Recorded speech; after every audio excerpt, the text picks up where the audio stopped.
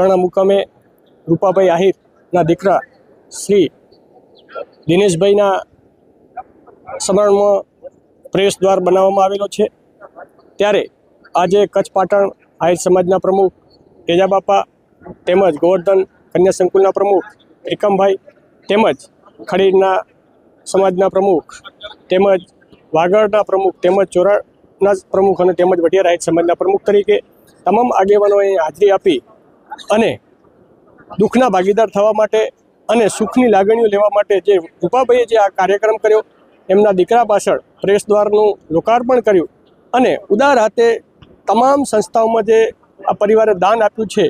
ત્યારે રૂપાભાઈએ ગામમાં પણ વાડી બનાવવા માટે 25 લાખ જેવું દાન આપ્યું અને આજે અમારી ચારે સંસ્થાની અંદર પોતાએ